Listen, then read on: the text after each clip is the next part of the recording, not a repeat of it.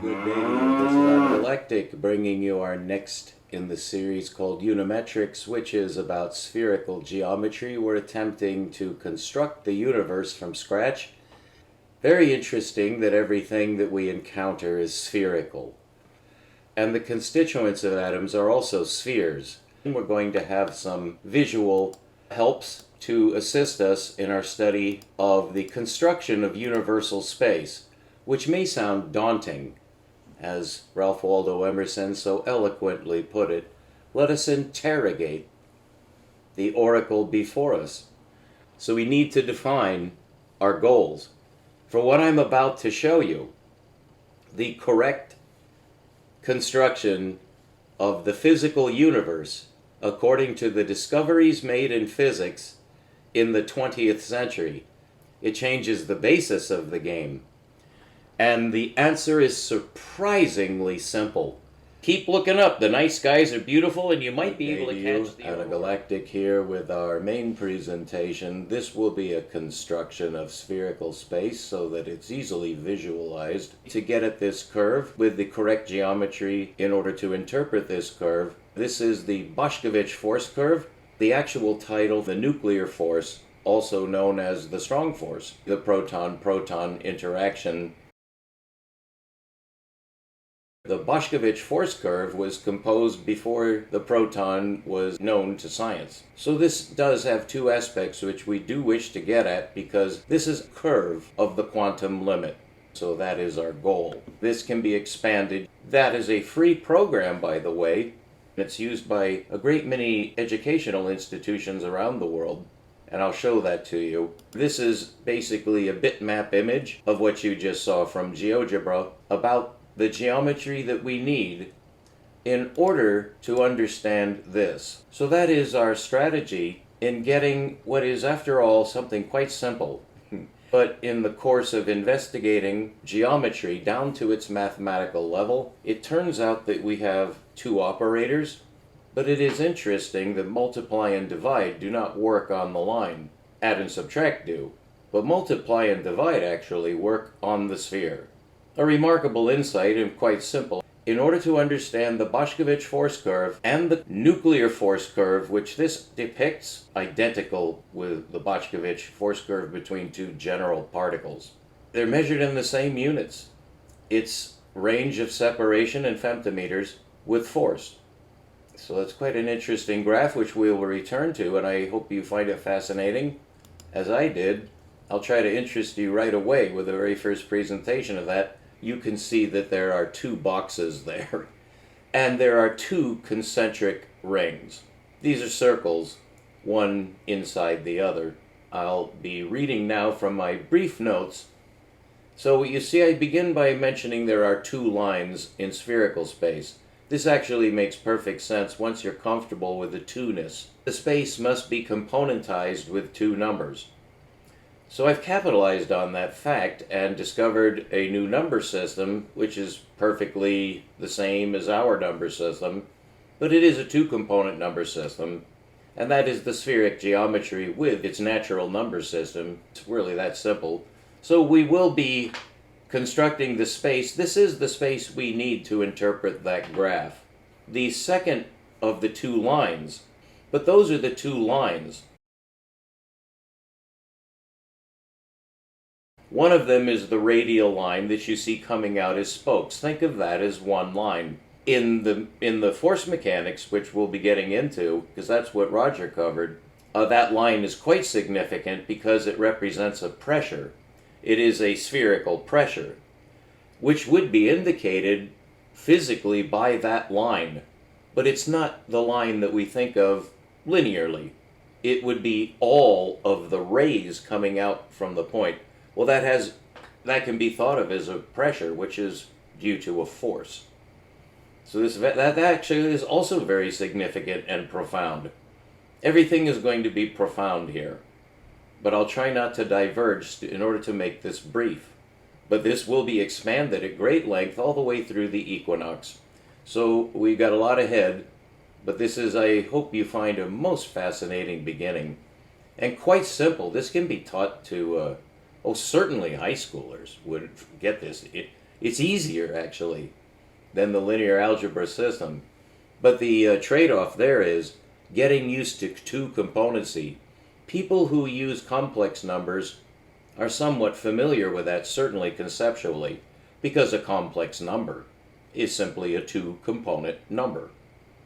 But it would be hard to think of another two-component number system unless you recall fractions. Fractions are two-component numbers. In fact, light speed is a two-component number. And in fact, speed is a two-component number, called velocity, very often in physics. So this is extraordinarily synthetic, as well as being deep, which are somewhat synonymous. So to go on, the first two lines down here describe the two lines of spherical space. The force line, which is the best way to conceive it, that also describes gravity. You simply reverse the valence of the force. And that's called centripetal force, whereas the outward pressure is called centrifugal force. This is quite significant, and this goes to the work of Emmy Noether, who knew Einstein. So all of this is incredibly tied together. But the next four lines down describe the objects. And for those of you who are acquainted with geometry, the word object shouldn't pose no problem to you. It's an abstraction. It's an abstract concept.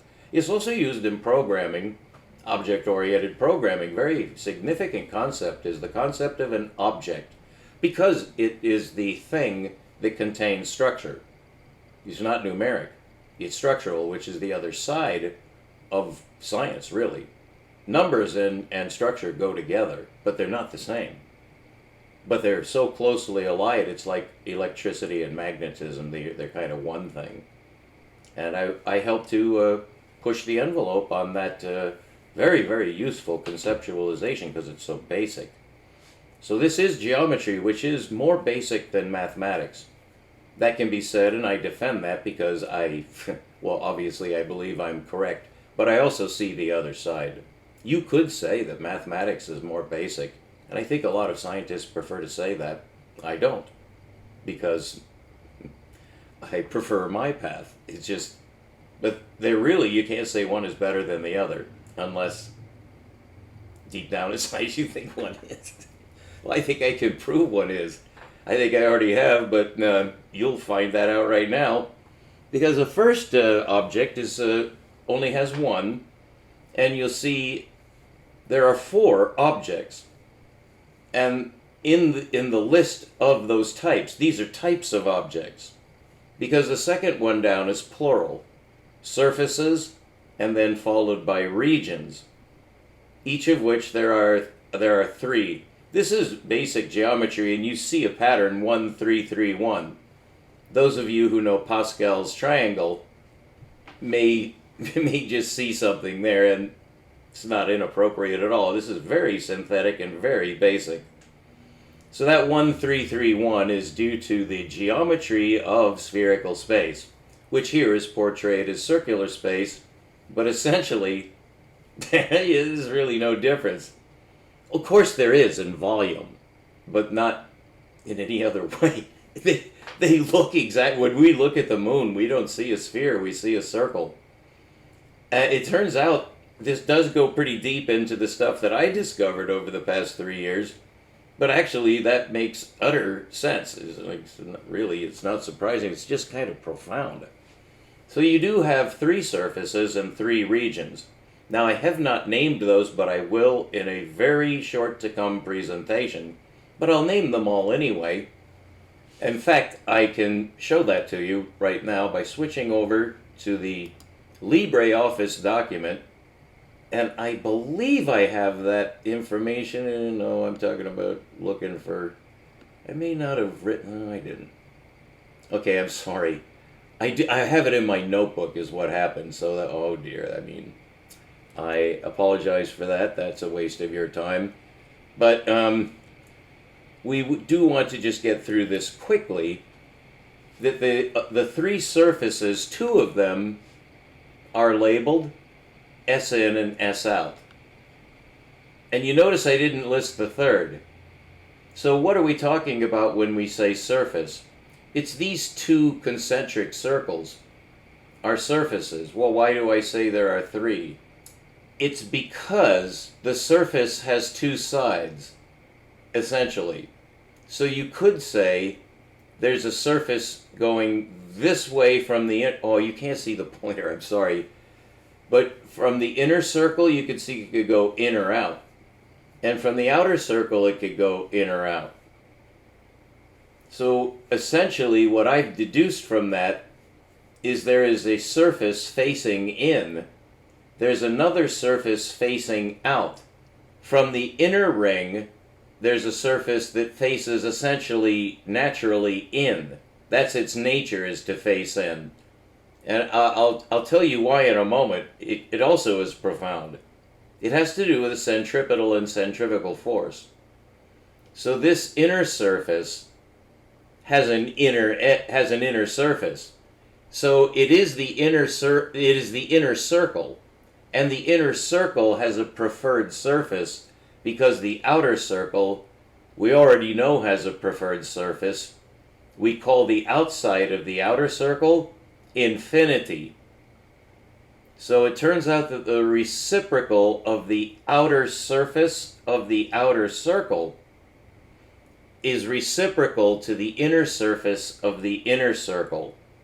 There's a footnote to that that is really fascinating, but we'll get to that later. I just want you to know the terms that I'll be using.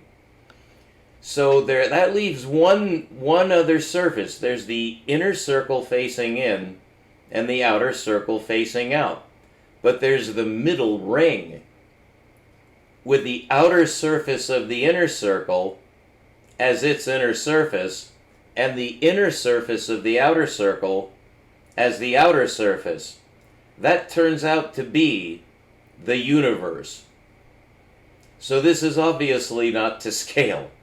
In fact, the inner circle would be the radius of a proton, but the outer circle is the radius of the universe, which leads to an interesting problem which we solved if you've watched the past 2 or 3, or any, really, I mention it in almost all of my presentations that go into the math. We don't have time to do that now, but this is all mathematical as well. In proportional space, which is essentially fractional space, on unity, which is essentially multiplicative space, which includes division, which is the definition of a fraction. All of that is proportional space.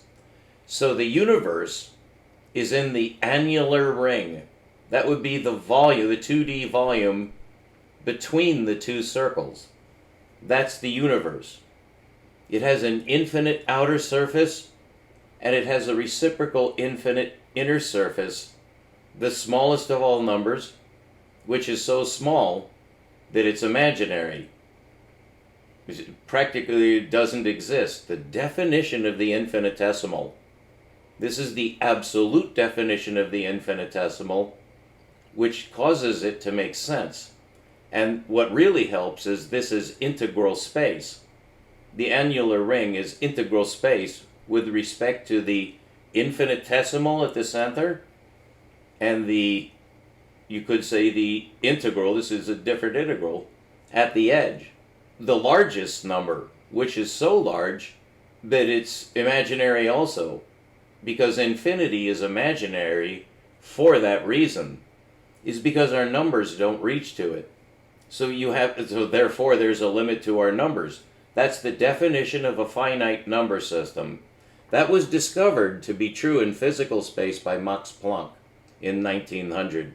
The beginning of the quantum era was the discovery of the number system that describes the continuity of infinity.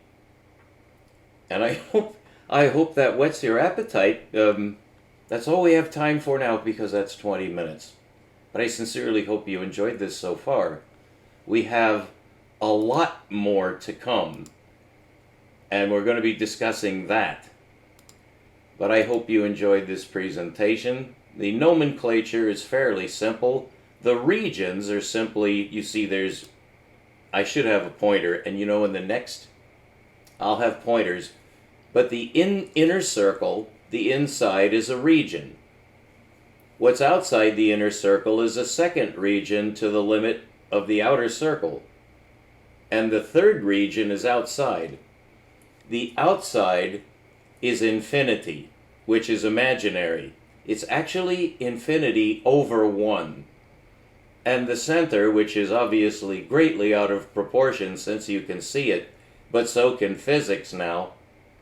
By the way, the quantum is that inner circle. That is the quantum. And this makes perfect sense in protonic electronic space, which you can tell are two particles. That's because space and energy are two different things. And energy is responsible for time. You might ask, what is space responsible for? It's responsible for gravity. All of this will make sense. I hope I whetted your appetite. Forgive me if that's so tantalizing you don't want this to end. Neither do I. But we all need to take breaks. This is going to go rapidly and synthetically and profoundly. I'll do my best to keep this under control so that you get everything. There's a lot, and it is infinite. So if you enjoy this, you're in pretty good shape. I can tell you, I am, and I'll try to share that as well, but not to be biased.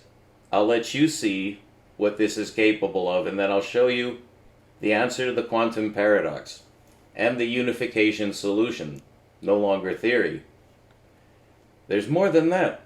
That's why I've made 530 lectures. But you don't have to go back.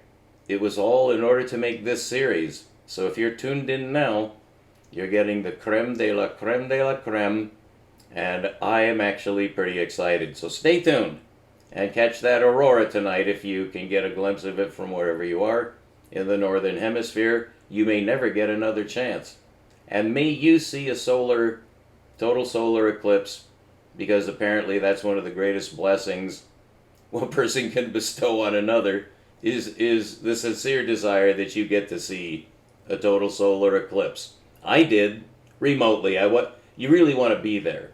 That's the only one that really counts. Because it makes people religious, okay? So it's nothing to sneeze at. Although if you do sneeze, don't be ashamed. And we'll be right back. This is Anagalactic. Blessings upon you, and stay tuned.